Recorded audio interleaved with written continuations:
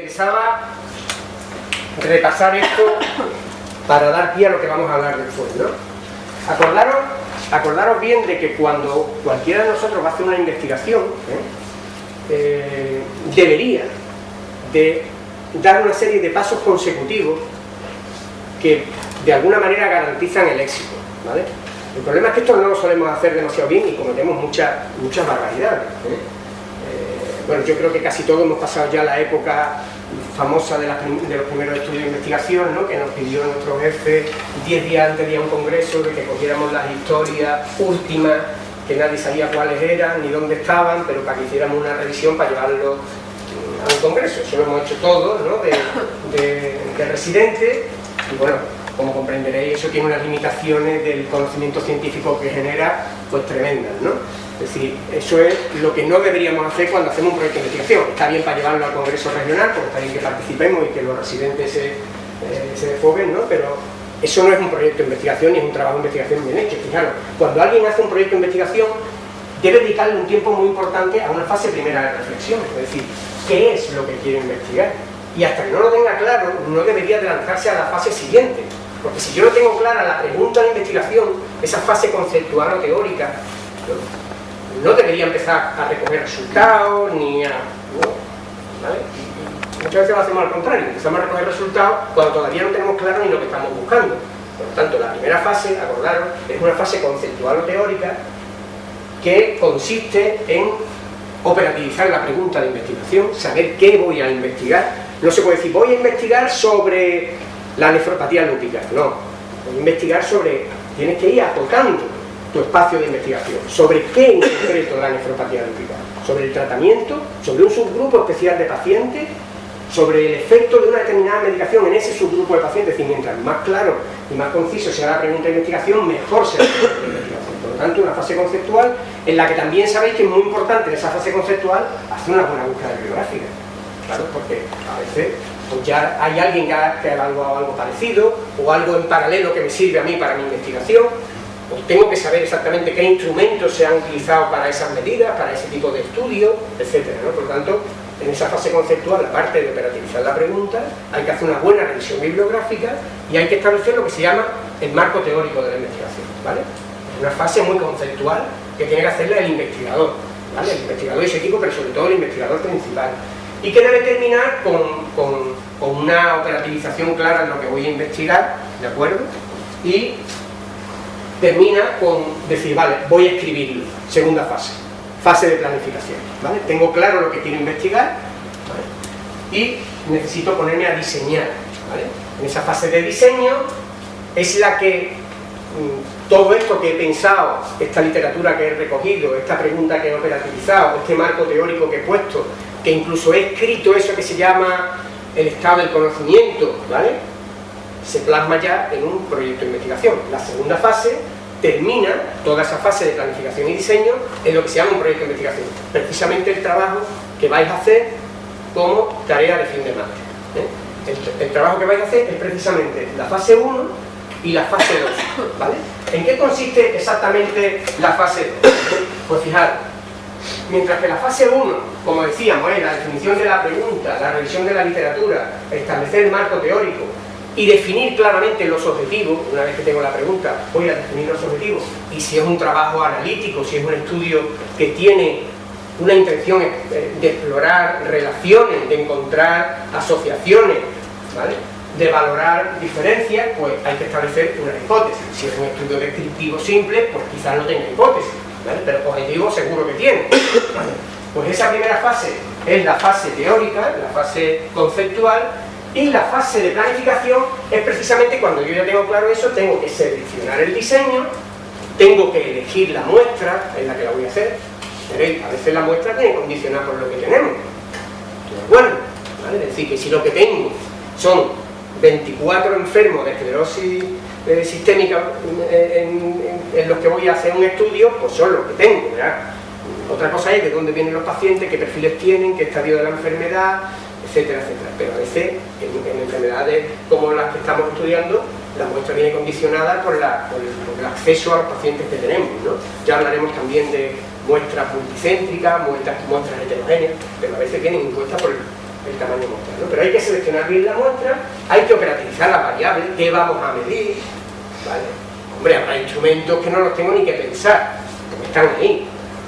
Pero si vamos a utilizar algún instrumento especial de medida, de eso vamos a hablar luego, a lo mejor tengo que fajarme antes de ponerme a recoger los datos en qué instrumento voy a utilizar, qué tipo de escala clínica, si es una escala compleja, ¿vale? Si es un instrumento de medida que requiere un calibrado o una validación previa, pues lo mismo hay que hacer un trabajo previo, un pilotaje, etc. Y luego, a lo mejor incluso tengo que hacer hasta un pequeño estudio piloto. Por ejemplo, si me atrevo a hacer un estudio en el que voy a necesitar una escala nueva de actividad de una enfermedad que yo creo que es más interesante que las que ya existen, ¿no? A lo mejor tengo que hacer previamente un estudio piloto para ver si esa escala nueva de medición funciona, la gente la entiende, es válida, es fiable, etcétera, etcétera. Puede que la necesite. Otras veces pues recurriré a algo que ya está validado, suena eso, ¿no? Algo que ya es válido, que ya está probado, bueno, y la utilizamos, ¿no? En reumatología, en enfermedades autoinmunes, se utilizan muchas de estas escalas de actividad y en otras áreas de la medicina también, ¿no? Bien, pues fijaros, estas dos fases sería aquella en las que terminaría el investigador y su equipo haciendo una síntesis en el proyecto de investigación. Esto es lo que os vamos a pedir, ¿vale? Lo que os vamos a pedir es esta fase primero conceptual de revisión de la literatura, de fijar los objetivos, hacer una pregunta, tal, fijar las hipótesis si las tiene y luego decirnos qué tipo de diseño elegiríais entre todos los que hay, si vais a elegir un diseño cualitativo o cuantitativo, si vais a elegir un estudio prospectivo o retrospectivo. Por lo tanto, de eso vamos a hablar en la tarde de hoy, ¿vale? Me he centrado precisamente en esta primera fase. Solo cuando uno tiene hecho esto y ha hecho un proyecto de investigación, y lo lógico sería que además lo presentáramos a una agencia externa que nos permita obtener algún fondo de financiación, ¿no? Ese es uno de los objetivos que tiene también el proyecto, ¿eh? Los proyectos de investigación, entre otros objetivos, tienen también conseguir a veces financiación, aunque las cosas ahora están bastante duras, ¿no? Pero el proyecto tiene ese objetivo. Fijaros que hasta ahora no se ha recogido ni un dato, ¿eh? Nadie se ha puesto en el trabajo de campo a recoger datos, ¿vale? Solo es a raíz de este momento, cuando ya tenemos esto hecho. Y bueno, si es un proyecto complejo que requiere aprobaciones de comité, ni os cuento, ¿no? Porque en teoría, antes de ponernos a recoger cosas, si es un ensayo clínico, un estudio con muestras biológicas, tal, deberíamos de tener antes la aprobación del comité de ética de la investigación antes de ponernos a recoger datos, ¿vale? La tercera fase es la fase que se llama empírica de campo. Es aquella en la que ya, en base a lo que se ha establecido en los pasos previos, ¿vale?, tenemos claro qué es lo que tenemos que recoger, ya tenemos claro qué instrumentos de medida vamos a utilizar, qué variables vamos a recoger, en qué muestra lo vamos a recoger, quiénes van a ser si entrevistadores, medidores, ¿vale?, clínicos de nuestra consulta, residentes, quiénes van a ser los que van a recoger los datos, y luego eso se va a volcar en la base de datos que todos manejamos, etcétera, etcétera. Pero fijaros que hasta aquí ha habido un recorrido largo que por desgracia muchas veces se obvia, ¿no? Y en el recorrido anterior a veces se tardan 10 minutos de reunión de pasillo.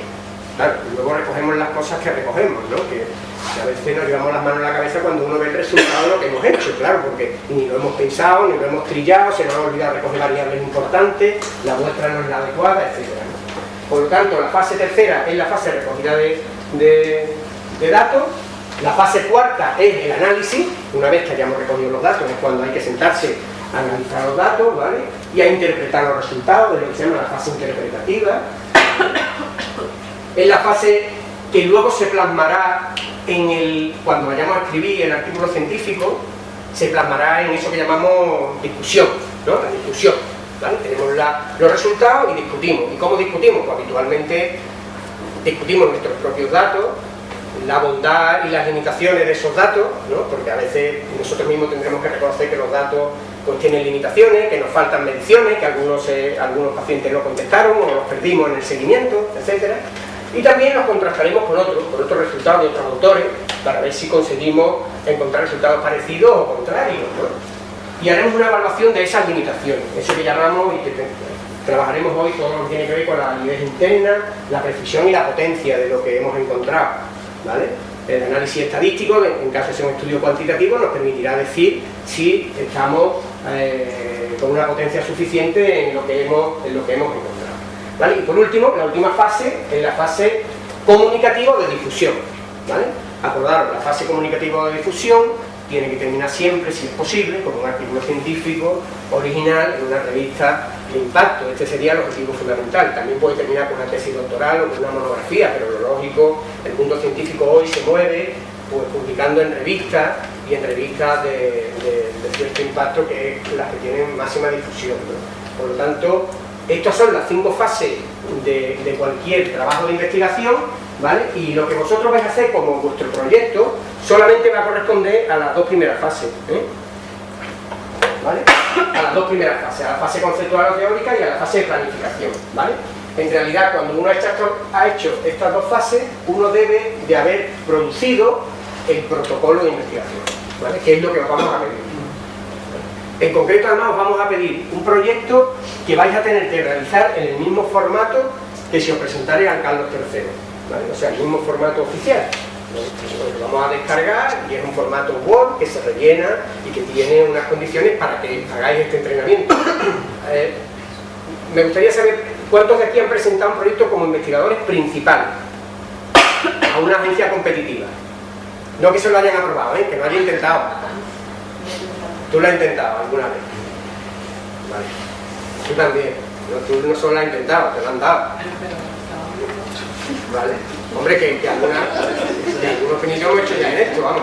Esto es bueno que lo hagamos, además, y además que nos digan que no. Bueno, ¿y alguien ha participado como evaluador de proyectos?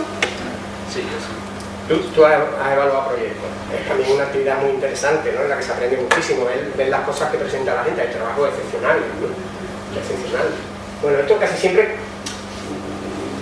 yo digo que en esto siempre debemos hacer una reflexión, porque cuando vemos el tiempo que dedicamos a las cosas y el tiempo que en teoría debíamos dedicarle, esto son una propuesta de un libro de metodología de investigación muy reconocido en el ámbito anglosajón, que se llama el POLIT, pone esta tabla y te dice que el tiempo que deberíamos dedicar a la fase conceptual y a la fase de planificación y diseño debería ser casi el 30% del total del proyecto, y habitualmente, por desgracia, dedicamos a veces menos del 5%, porque casi todo el tiempo se lo dedicamos a la recogida de datos, ¿no? Que a veces nos ponemos a recoger datos, nos empantanamos, no encontramos dónde están las cosas, porque somos un poco desordenados en general, ¿no? Y a eso solamente le deberíamos de dar entre el 20 y el 25%, ¿no? Y luego dedicarle un tiempo también grande a la reflexión, al análisis de los datos y a la discusión de los resultados, ¿vale? Esto como introducción general. Bueno, supongo que en esto no tenéis ninguna duda, ¿no? Habrá alguna pregunta sobre las fases de un estudio, que no se os van a olvidar, ¿no? La primera es la conceptual, ¿sí? La segunda se llama de planificación o de diseño, la tercera se llama de campo, ¿no? Operativa, la cuarta se llama de discusión de los resultados, ¿no? Fase reflexiva o interpretativa, y la última se llama de comunicación o de difusión de esos resultados, ¿vale? Estos son los pasos que deberíamos seguir siempre que hagamos un estudio de investigación, ¿vale? Bueno, por supuesto, ni que decir tiene que me podéis interrumpir las veces que queráis, que podéis preguntar, que podéis disentir de lo que digo, porque yo tampoco tengo la... Vamos a ver entonces el tema de las mediciones.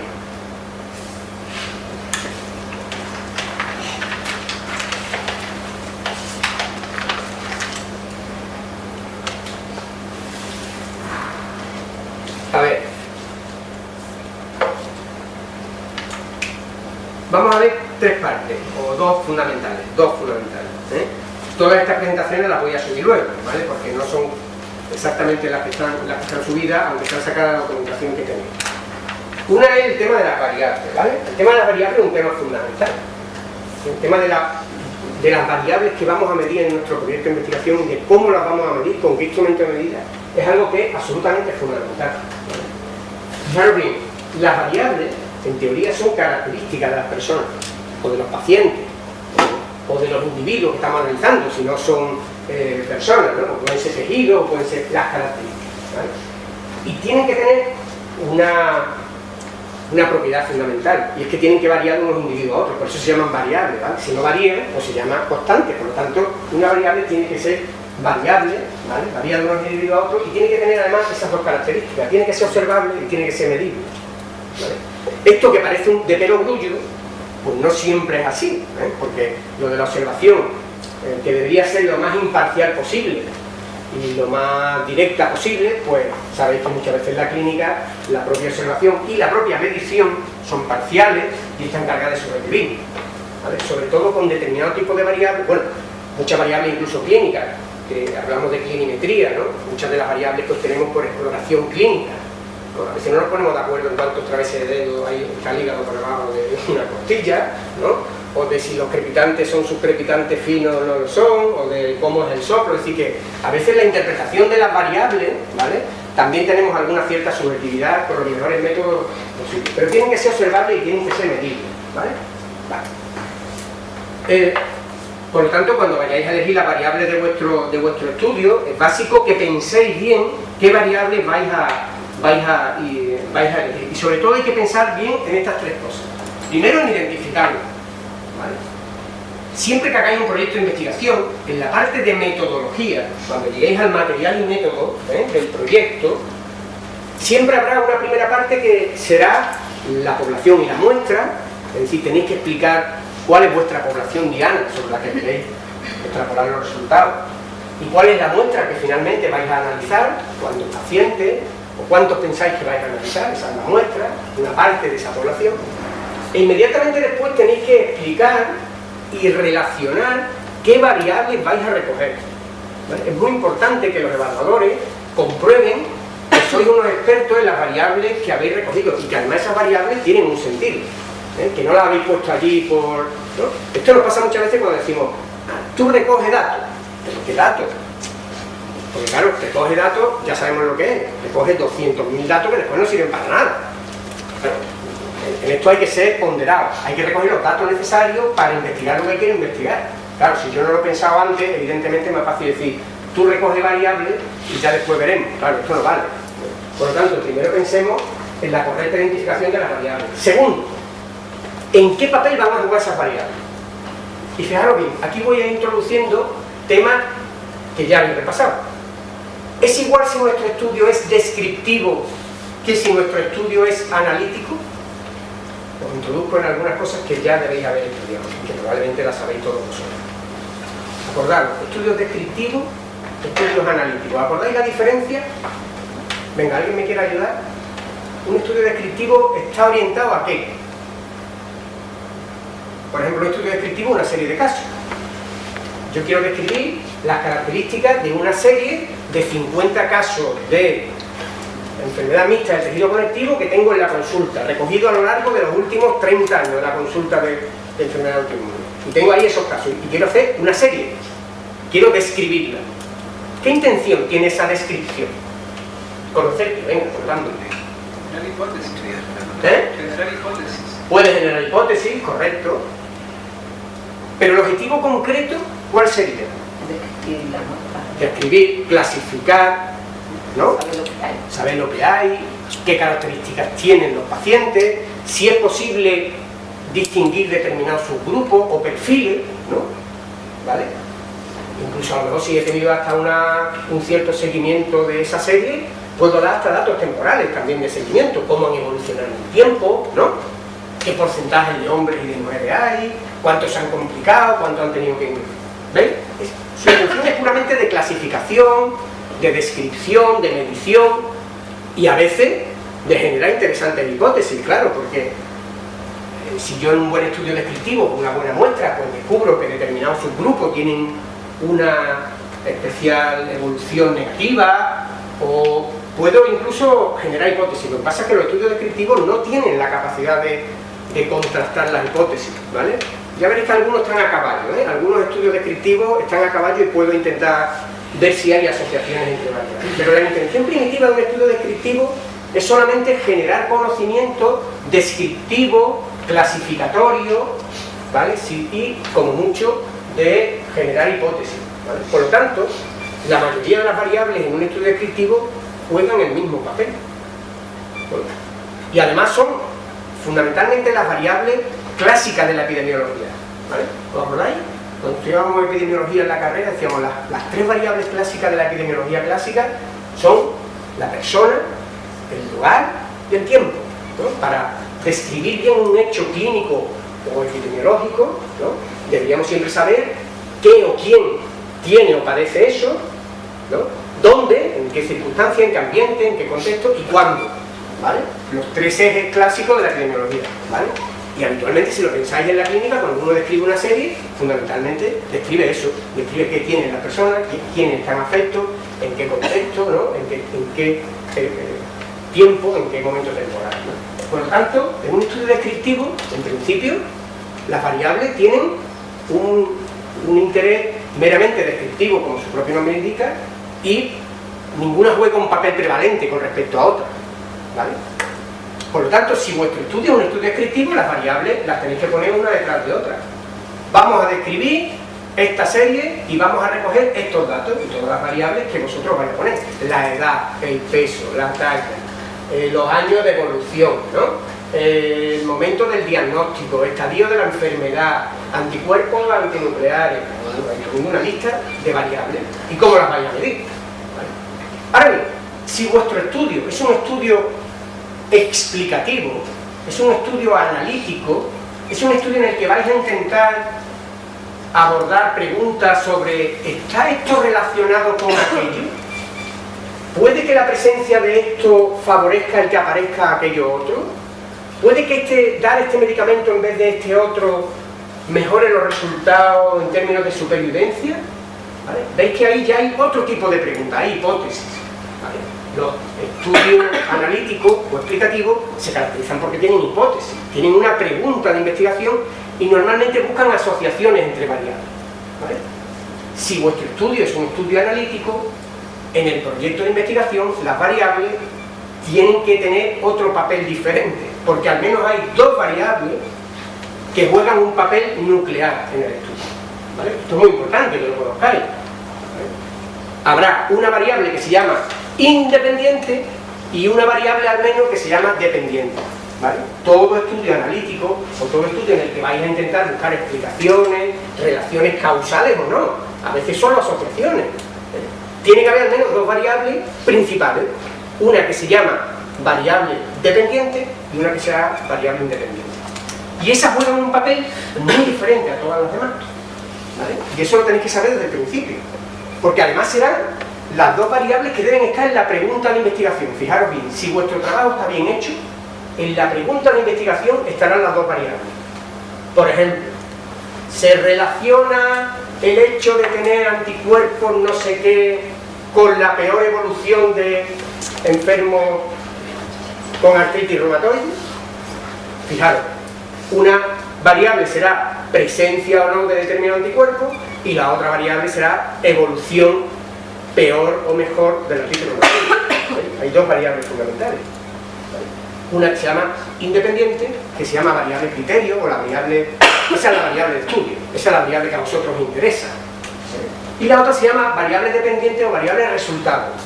Es la que depende de la otra, es el resultado, ¿vale? Por lo tanto, cuando vuestro estudio sea un estudio de tipo analítico, de tipo exploratorio o explicativo, no solo habrá muchas variables, sino que habrá dos variables al principio, una que se llama dependiente y una que se llama independiente, al menos.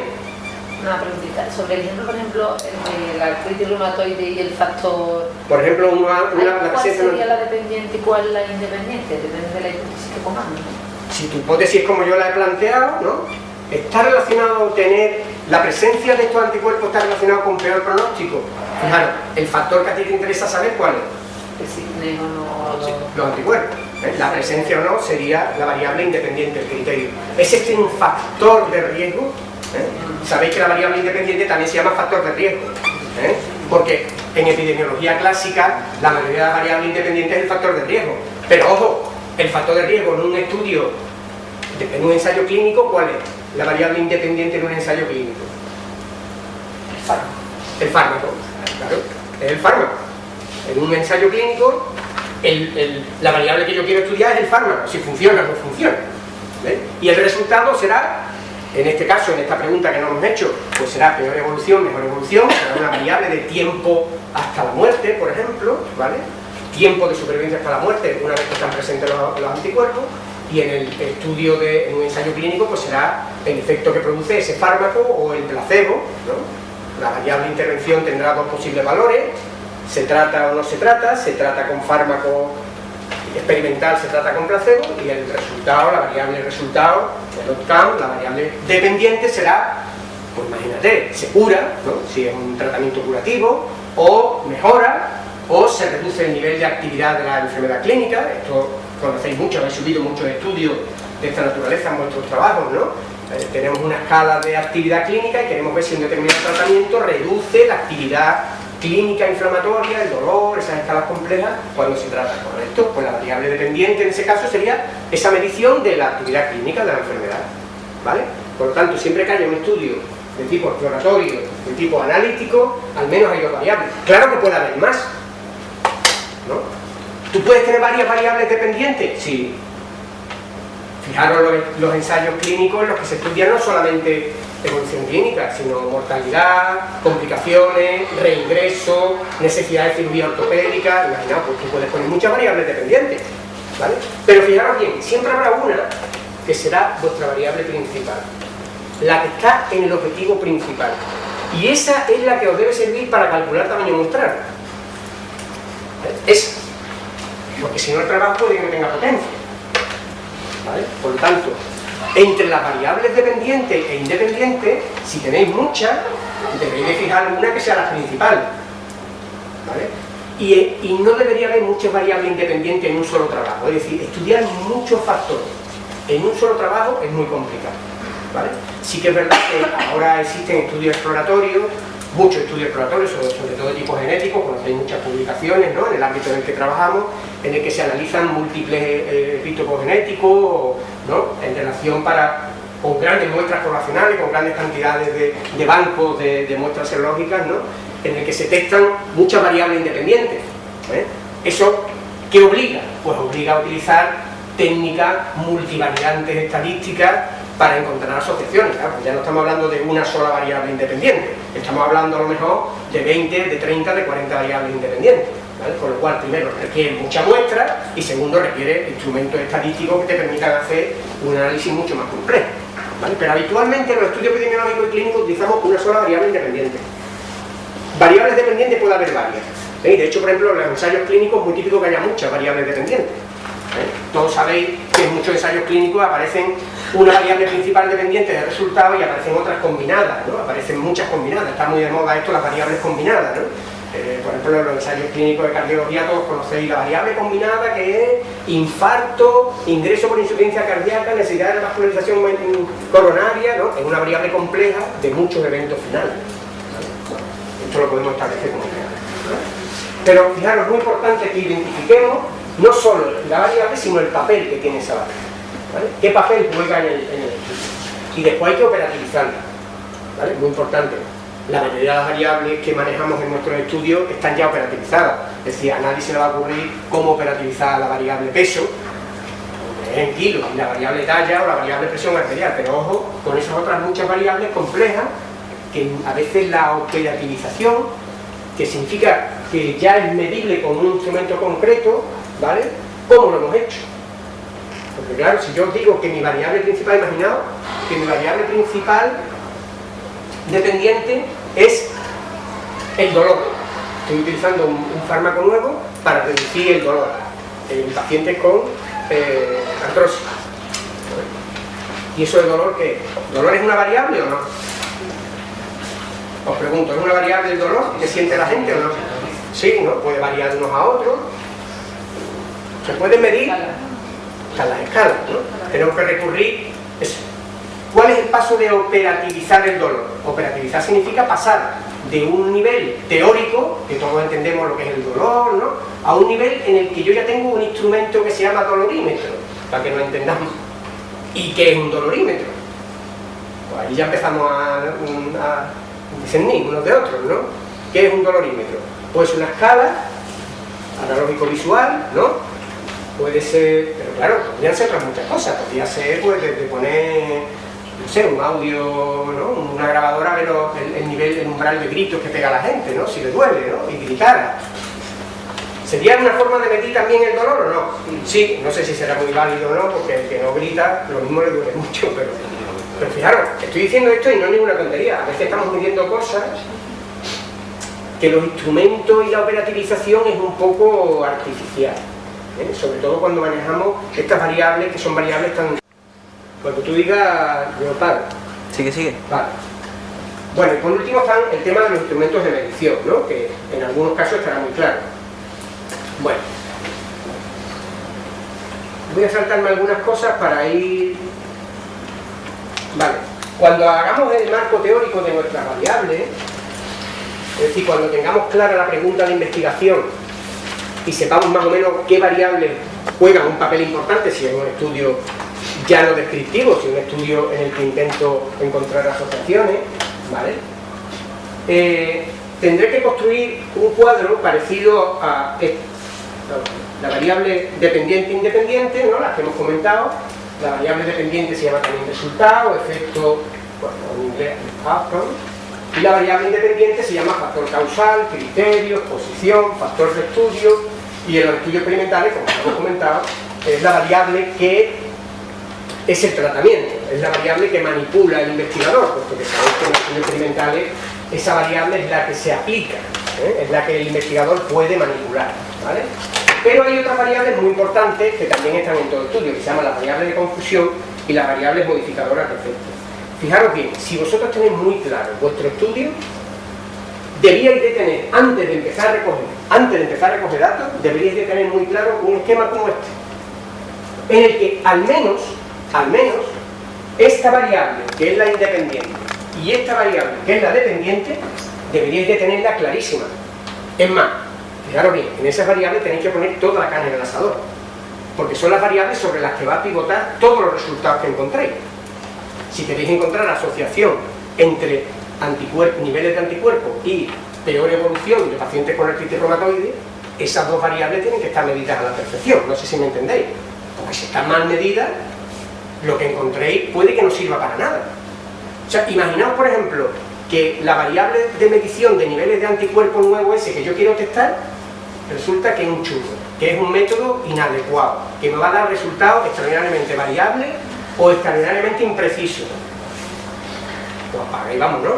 El estudio, aunque yo haya hecho 2000 pacientes y haya conseguido financiación, probablemente el estudio es un churro, porque esa variable fundamental que teníais que medir perfectamente, pues la estáis midiendo mal, ¿vale? Y si la otra variable fundamental, que es la variable de resultado, pues está mal medida, imaginaos que esa variable es supervivencia desde el momento en el que aparecen los anticuerpos. Y ahora yo resulta que esa variable pues la tengo medida diciendo que con revisiones anuales cuando venga el paciente, y resulta que he perdido el 40% de los pacientes en el seguimiento, solamente tengo información del 60% restante. ¿Qué va a ocurrir? Pues que probablemente el estudio va a ser muy poco válido, ¿vale? O al menos bastante impreciso. Por lo tanto, esas dos fundamentales. Y luego os diría que hay una variable canalla, que es esta, son las variables confundentes.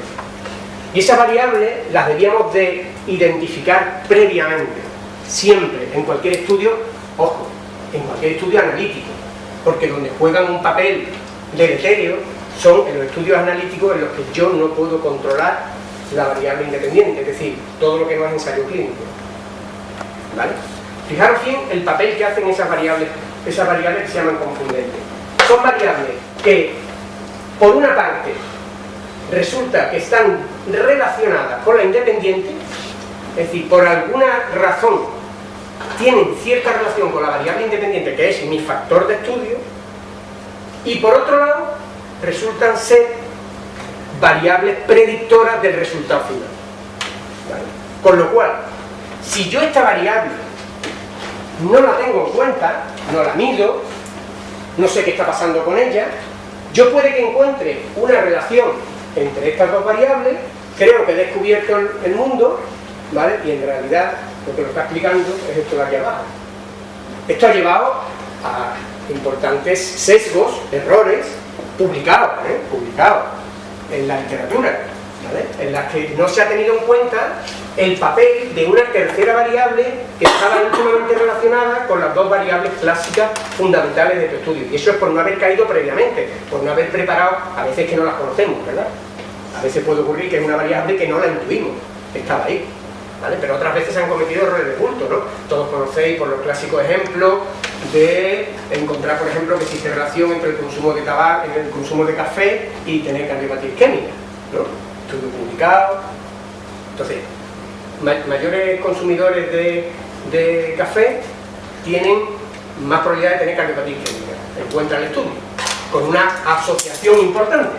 Es decir, que los que tomaban más de 3 tazas de café al día, pues multiplicaban por 2 el riesgo de tener infarto de miocardio. Bueno, interesante. Incluso a lo mejor tú dices, oye, pues puede que haya alguna, ¿no? La cafeína estimula el sistema simpático, bueno, pues a lo mejor todo esto tiene que ver. Claro, hasta que alguien se hizo la otra pregunta, digo, oiga, ¿podría haber algún factor predictor de cardiopatía isquémica que esté relacionado con el hecho de tomar más café? Y entonces alguien rehizo los datos teniendo en cuenta una tercera variable que se llamaba hábito tabáquico. Entonces, claro, el hábito tabáquico es un factor predictor del resultado, es una variable independiente per se, es una variable que está aquí, pero que a la vez se relacionaba con esta porque, por arte de eso que llamamos hábito, pues la gente que fuma más bebe más café. Entonces, claro, resulta que cuando se analizaron los datos separadamente entre los que fumaban y los que no fumaban, ya ese efecto brutal de tomar café ya como que no era tanto. Salía, pero ya no salía significativo, ¿no? Porque la relación era justo la que estaba ocurriendo por el efecto mezclado del tabaco. Una variable que afecte solamente a la independiente y no a la dependiente ya no es un confundente. Ya no es un confundente, pues es una modificadora. Puede potenciar el independiente, Eso es. pero no afecta al... Eso es. No llega a ser. Hay otras variables que no hacen este papel, sino que lo que hacen es modificar la relación entre ellas. Estas variables son muy importantes también de explorarlas, porque a veces nos encontramos que algunas son potenciadoras o modificadoras del efecto, ¿vale? Pero la variable confundente tiene que cumplir tres características. Fijaros, por un lado tiene que ser predictora del resultado, tiene que ser de riesgo del resultado. Segundo, tiene que estar relacionada con la independiente, por alguna razón está relacionada con ella, ¿vale? Y tercero, no debe ser un mero paso intermedio entre las otras dos, ¿eh? No es que esta produce esto y esto produce esto, no debe ser intermedio. Por eso en muchos textos veréis que se llama efectos mezclados. Se llama también efectos mezclados a las variables confundentes, ¿vale? ¿Y qué hacemos con las variables confundentes? Pues lo principal es pensar en ellas. Eso es lo principal. Y uno piensa en ellas cuando uno sabe muy bien de qué está hablando, ¿vale? Cuando uno sabe muy bien de qué está hablando. Imaginaos que en ese estudio que hemos planteado de los niveles de ese anticuerpo y una peor evolución, imaginaos que hay otro factor de peor evolución que está relacionado también con la presencia de tener esos anticuerpos, o de que se determinen esos anticuerpos. Por lo mismo encontramos algo erróneo, ¿vale? Por lo tanto, esa variable, lo primero pensar en ella, y esto en la fase primera, esa fase que yo decía de planificación, cuando yo reviso la literatura, yo tengo que saber muy bien en qué me estoy metiendo, porque esa variable yo la tendría que recoger. Lo fundamental para intentar reducir el efecto de la confusión es recoger la variable. Si no la recojo y ya he hecho todo el estudio, pues puede que me digan, mira, esto mejor que no lo publique usted ni que lo lleve en ninguna parte porque lo que ha encontrado no es verdad, o no podemos demostrar que sea verdad, ¿vale? Por lo tanto, lo primero es pensarla y tenerla en ese mapa de marco teórico, y para eso hay que saber bastante de lo que estamos investigando. Para eso se hace la revisión bibliográfica, consultamos con expertos, etcétera, etcétera, ¿vale? Y luego hay algunos mecanismos que nos permiten controlar un poco la confusión, es decir que, bueno, sé que lo voy a cometer, porque eso está ahí, ¿vale? ¿Cómo puedo controlar la confusión? Hay mecanismos que son estadísticos, analíticos, ¿vale? Siempre y cuando yo la haya medido, ¿vale?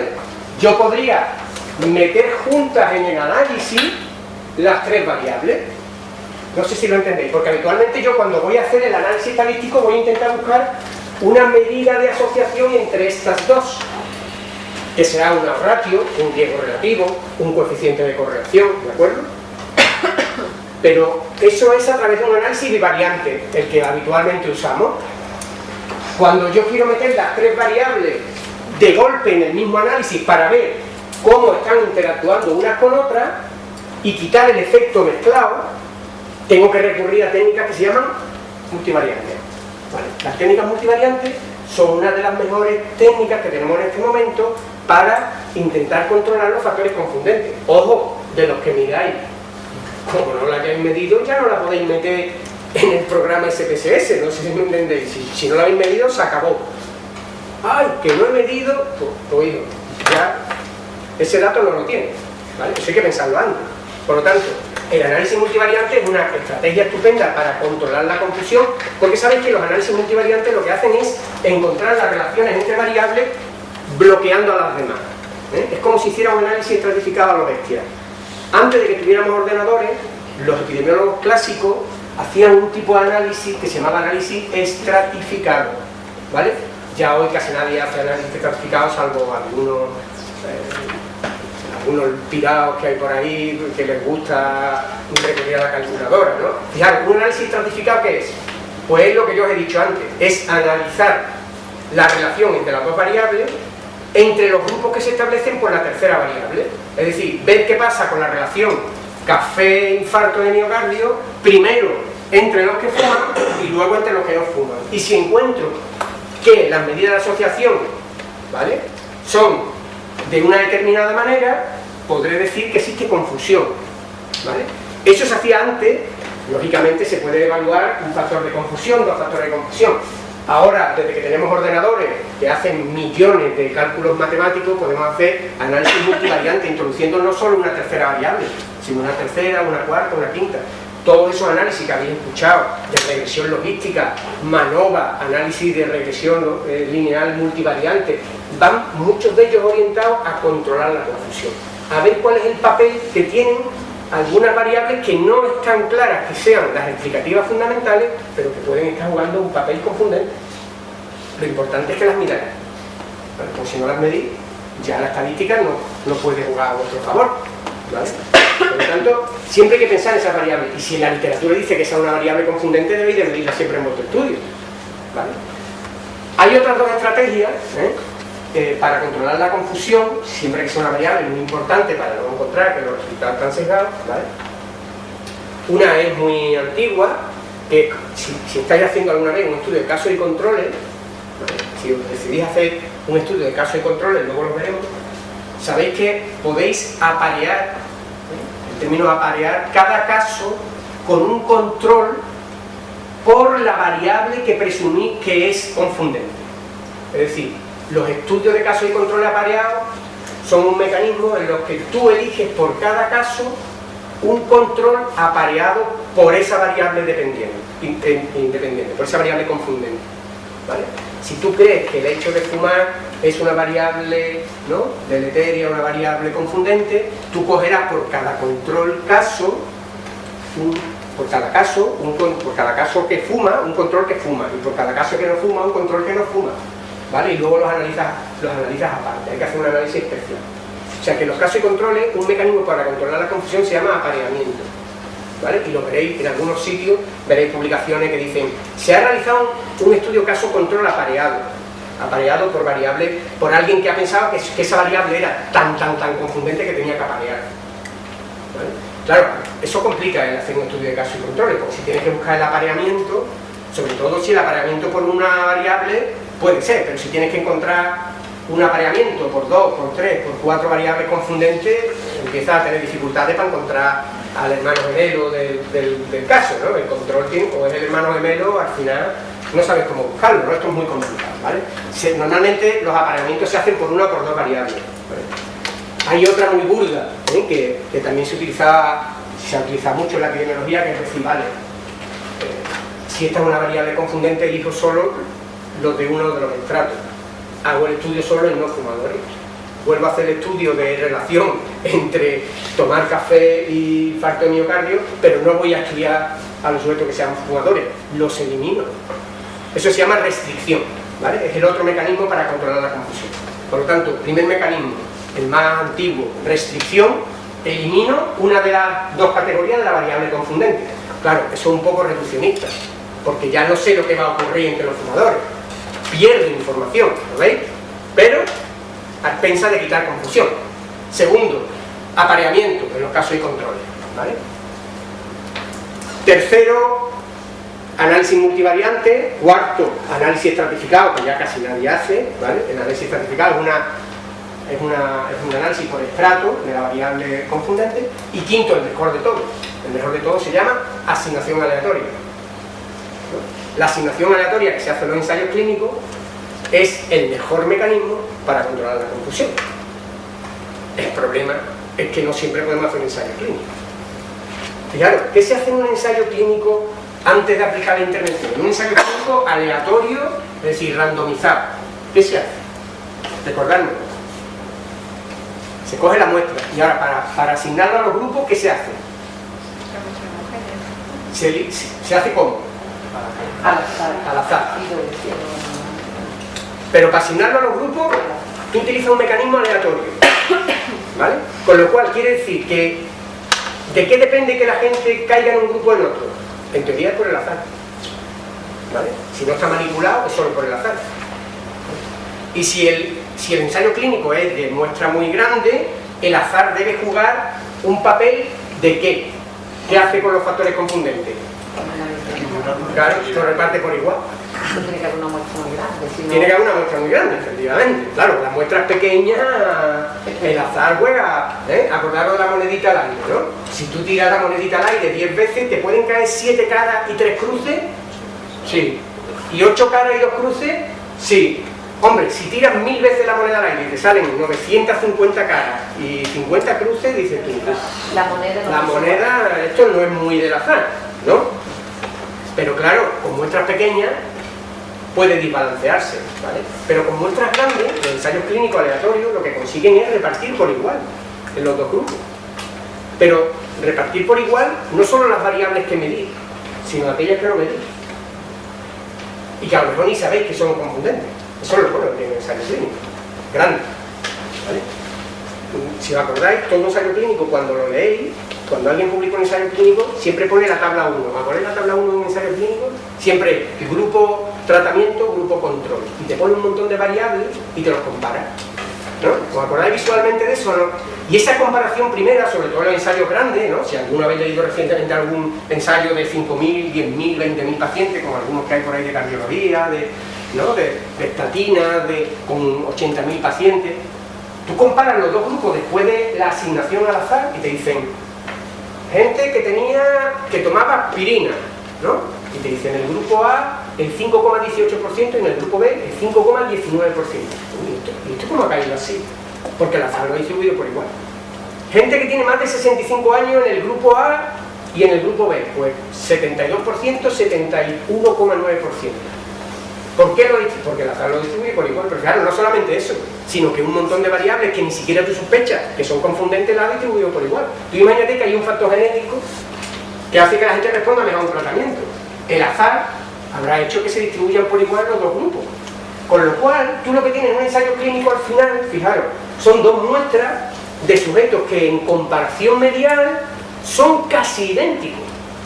Si en uno aplicas una cosa y en otro no, y mides en el tiempo hacia adelante y observas diferencias, ¿a qué será achacado? O al tratamiento. Porque todo lo demás está repartido por igual. Es decir, lo que ha hecho el ensayo clínico es decir, vale, esto estará ahí. Pero como yo parto de dos grupos prácticamente iguales, esto lo anulo. Por lo tanto, si yo encuentro que el tratamiento mejora la supervivencia, es por el tratamiento y no es por otra cosa. Inconveniente del ensayo clínico. ¿Qué pasa con el ensayo clínico? Sirve para estudiar exposiciones de riesgo. Nadie se le ocurriría hacer un ensayo clínico para ver si algo, ¿no?, de riesgo produce daño, ¿no? Los ensayos clínicos primero están limitados por razones éticas a tratamientos que sean preventivos, curativos. Claro. Y las muestras están ya muy limitadas. Las muestras además muy limitadas porque por la propia estructura son muestras muy seleccionadas, ¿no? Pero fijaros, el ensayo clínico tiene esa gran potencia, sí, tiene restricciones éticas, pero tiene una potencia para controlar la confusión como ningún otro estudio, ¿vale? Como ningún otro estudio. Es decir, el ensayo clínico, ¿por qué ocupa la máxima cúspide cuando hablamos de medicina basada en la evidencia? Cuando hablamos de evidencia, de validez. ¿Por qué? Pues porque controla la confusión. La confusión es un gran problema en los estudios analíticos que no son experimentos. En los estudios de casos y controles, en los estudios de cohorte, en los estudios transversales. Es el gran problema del investigador, la confusión. Sin embargo, en el ensayo clínico de muestra grande, bien hecho, aleatorio, la confusión en teoría está minimizada. ¿Vale? Lo que pasa es que no todos podemos hacer un ensayo clínico, ni para todo tipo de estudio, ni pregunta de investigación se puede hacer un ensayo clínico. En un estudio de cohorte, pensando, en un estudio de cohorte tú tienes dos grupos, uno expuesto y otro no expuesto, pero la gente en esos grupos tiene sus hábitos y su forma de hacer las cosas, ¿sí o no? Si hay algo que está relacionado con la exposición, que está haciendo diferencia en las dos cohortes, pues si tú no lo tienes en cuenta, puede que esté explicando los resultados que estás midiendo. ¿Vale? Por lo tanto, en las variables es muy importante pensar no solo en la variable dependiente y la independiente, sino que si vuestro estudio es un estudio de tipo analítico, tenéis que pensar siempre en estas variables confundentes. ¿Vale? Y esto lo da el conocer a fondo el tema, el haber leído otros trabajos, el anticiparse, el ver si esa variable ya se ha explicado en otros estudios que puede ser predictora, etc. ¿Vale? ¿Ha quedado claro esto o no? Es decir, fijaros bien, en vuestro proyecto de investigación, por lo tanto, cualquier evaluador va a mirar con lupa. Si es un proyecto descriptivo, las variables deben de jugar todas un papel parecido y deben estar muy bien identificadas con sus instrumentos de medida, ¿vale? Y si es un estudio analítico, el evaluador va a mirar rápidamente cuál es vuestra variable independiente, cuál es vuestra variable dependiente, ¿vale? Y va a mirar qué variables habéis puesto como confundentes, sobre todo si no es un ensayo clínico. ¿Lo entendéis o no? Para saber si estáis en el ajo, si sabéis exactamente lo que estáis midiendo, si conocéis del tema, ¿vale? Porque la confusión es un problema universal en la investigación analítica, universal, ¿vale? Es el gran problema de los resultados de los estudios analíticos, ¿vale?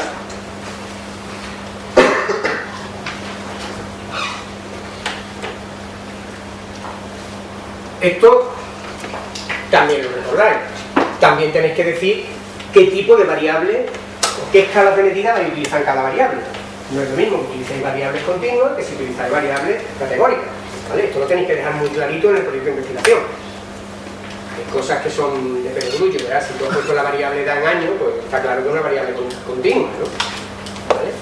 Pero recordad que las escalas de medida de cualquier variable son esas cuatro: nominal, ordinal, de intervalo y de razón. Las dos primeras se llaman cualitativas y las dos últimas se llaman cuantitativas. Acordaros que dependiendo del tipo de escala que vayáis a elegir, el análisis que vais a realizar de datos es diferente. Los test estadísticos son distintos y las pruebas resumen o índices sintéticos son distintos. Los nominales o categóricas, ¿vale? Es la forma más sencilla de medir, la más sencilla, ¿vale? Son categorías. ¿Y categorías qué es? Pues son lo único que nos va a permitir clasificar. Decidme, por ejemplo, ejemplo de variables categóricas, de las que medís todos los días en la clínica. Todos los días medís variables categóricas. Sexo. ¿Vale? Otra variable categórica. Muchas. Está enfermo, ¿no? Eso lo decimos mucho. ¿Se muere o no se muere? ¿Verdad? Es burdo, ¿no? Porque es una clasificación muy burda. Sí, no, blanco, negro. Pero es una forma muy elemental de medir. Y de hecho, en la mayoría de las veces que pensamos los humanos, hacemos eso, hacemos esa clasificación sí, no. Las categorías, ¿vale? ¿Qué pasa? Que dan muy poca información, pero son muy fáciles de medir. Clasifican muy bien, ¿vale? Tenemos pocas dudas entre lo blanco y lo negro, ¿vale? Cuando empezamos a poner ya numeritos, ya empezamos a complicar las cosas, ¿vale? Pero muchísimas variables se miden como sí, no, lo tiene, no lo tiene, se muere, no se muere, se complica, no se cura, no se cura, ¿vale? Sí, no, ¿vale? Variables categóricas o nominales. La otra opción categórica es cuando es posible que haya varias categorías que pueden ordenarse. Esas se llaman variables ordinales. También las utilizamos mucho, sobre todo en las escalas. Acordaros que hay muchas escalas, ¿no? Cuando decimos, yo por ejemplo, estoy acostumbrado a utilizar las escalas de paliativos. ECOG 1, 2, 3, ¿qué significa? Pues una escala ordinal. disnea en el paciente con insuficiencia cardíaca, 1, 2, 3, 4. ¿Qué significa disnea 1, disnea 4? ¿Significa el que tiene disnea 2 significa que tiene la mitad de disnea que el que tiene 4? No, significa que tiene menos disnea, es una graduación, ¿vale? Acordaros, son números, pero son solo números ordenados, son categorías, no se pueden sumar, no se pueden restar, no se pueden dividir, vuelven a clasificar, pero a clasificar de una forma muy especial, clasificar ordenadamente, ¿vale? Por lo tanto, clasificación ordenada. Eso se llaman variables ordinales, o escalas ordinales. Luego están las variables cuantitativas continuas, que pueden ser de razón o de intervalo, ¿vale? Los intervalos se caracterizan porque son intervalos cuantificables, pero el valor cero es arbitrario. Por ejemplo, la temperatura en grados centígrados, no hay un cero, no hay un valor real del cero, ¿no? Las escalas de intervalo, ¿de acuerdo? Y las escalas de razón son las que más utilizamos, son las continuas.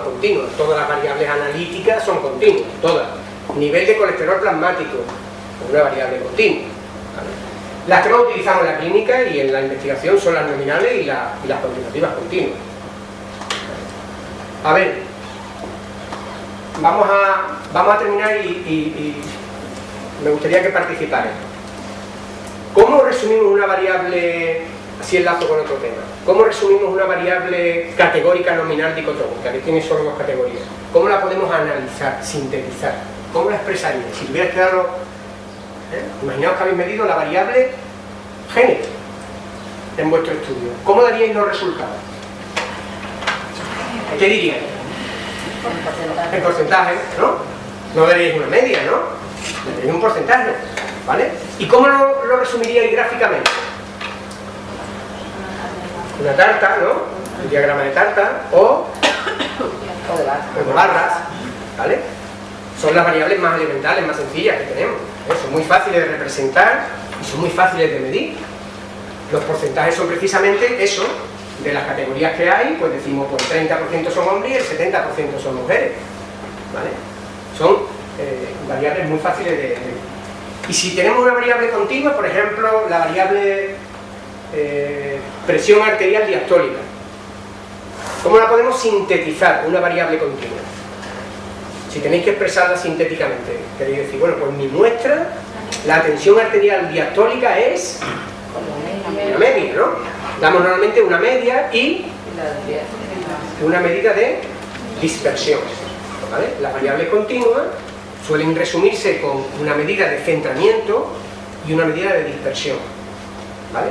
La medida de centramiento es la medida promedio, la que todos tenemos en la cabeza es la media, ¿no? ¿Vale? Y la medida de dispersión que todos tenemos en la cabeza es ¿cuál? La desviación típica, ¿no? O la varianza, ¿no? La desviación típica puede estar en las mismas unidades que la medida, igual que la media, ¿vale? Porque es la raíz cuadrada de la varianza, acordado, ¿vale? Por lo tanto, para sintetizar cualquier variable numérica, pues damos al menos dos valores, la media y la desviación típica. Para expresar una variable categórica es muy sencillo, damos los porcentajes, ¿vale? O frecuencias relativas, ¿de acuerdo? Son muy fáciles de... ¿Y cómo os acordáis las gráficas que permiten sintetizar una medida cuantitativa? Si tuviéramos que en nuestro trabajo poner una gráfica que represente la distribución de los valores de una variable cuantitativa, un gráfico de caja, por ejemplo, de un box plot, ¿no? ¿Os acordáis? O bien, ¿qué más? Un histograma de frecuencia, ¿vale? También podemos hacer un histograma de frecuencia, ¿de acuerdo? Esas son las representaciones típicas de las variables continuas, ¿de acuerdo? Bien.